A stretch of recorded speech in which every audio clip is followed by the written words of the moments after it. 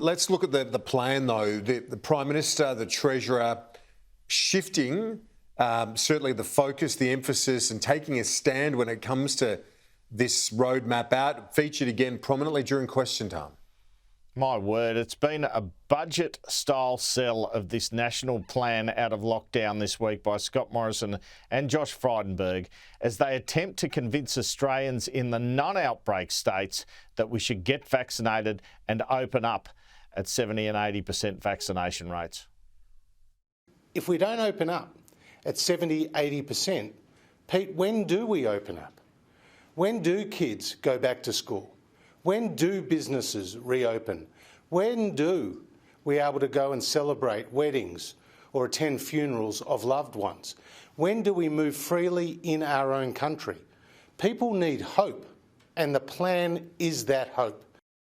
You don't have to have these horrendous lockdowns and these arrangements where you've got people having to always quarantine if they're Australians when they, moving from one place to the other in Australia, or even returning from overseas where they should be able to quarantine at home and things like that. The world will change and we'll live with COVID. But the most compelling reason to support the plan is in states like Western Australia and Queensland, which vaccination rates are lagging behind the rest of the country. Well, and the sense of urgency is necessary because Delta can strike in Queensland, Western Australia. The powers of state governments are not more powerful than the Delta strain of the virus. People can go back to connecting with each other again all around the country. Living with the virus will be different. I mean, it's not going anywhere. You can't eradicate it, so it's still going to be there. So Prime Minister Scott Morrison there revealing one of his motives is to encourage people in those vaccine-reluctant states, Queensland and Western Australia, to get vaccinated. And a day after Bill Shorten backed the national plan to reopen at 80%, Opposition Leader Anthony Albanese does so with caveats. The national plan provides for only restricted, targeted lockdowns. I support the national plan. It has proposals at 70% and 80%. It is, as it is written, there is scope there for lockdowns, but targeted if they're absolutely necessary. He may have had a road to Maribyrnong conversion, Mr Speaker, this day about the national plan, but I don't think anyone believes him. And the member for Maribyrnong, of course, is Bill Shorten. Just wanted to repeat, to the best of my knowledge, that come Freedom Day at 80% in New South Wales, my clear understanding is the plan is to have no lockdown, but still have strict public health measures in place, that there cannot be a Freedom Day as such with high case numbers. So look past the politician's spin there. But having said that, Gladys Berejiklian is right to talk about confronting deaths as a result of opening. In Israel, I pointed out yesterday, there are 120 to 200 deaths a week with 78% vaccine coverage. In Britain, a month after Freedom Day, the death rate is now 600 a week and rising. Bear in mind, 150,000 people in the UK have died from COVID already, and a bad flu season there typically sees about 30,000 annual deaths. We can see the strain on the hospital system now at 60% first dose in New South Wales and more than 30% double dose during a full lockdown. But important to note, the vast majority in ICU are unvaccinated.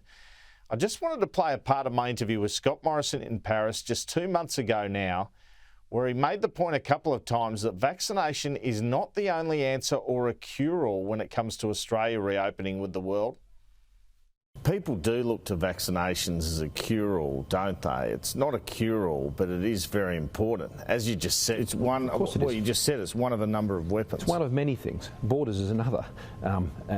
Rings of containment on how we run quarantine and how we do testing and tracing and how we use QR codes and how we do all of those things. I mean, just these last few days, you and I have both been having daily rapid antigen tests, so we can operate and do the things that we've been doing.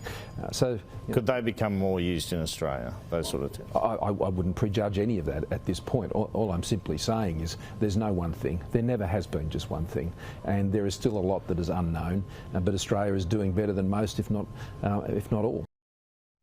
And I do wonder, Kieran, where are the rapid antigen tests? Seems to me they could be of use in schools, particularly when you can't vaccinate under 12s at the moment. They could be in use in terms of workers coming from hotspot areas.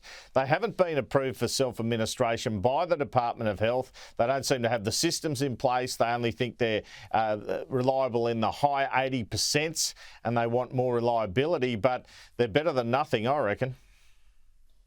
And so, Andrew, before we get on to that other issue, the Freedom Day in Afghanistan for many, the notion of Freedom Day, we're not going to have anything like that. It's going to be, well, first of all, no movement on international borders for the foreseeable future, Andrew. And as we heard yesterday from Dr. Chant, the Chief Officer in New South Wales, masks also to be around for the foreseeable future, and those other public health measures. So I guess it's relaxing the restrictions, but with an underlying baseline of those health measures.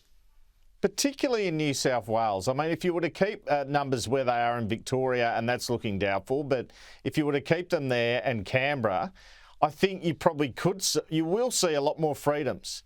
But in Sydney, where the caseload is, I just can't see it. And everyone behind the scenes, when I say, what are you guys doing? We're going to have like thousands of deaths and you're going to have to deal with that.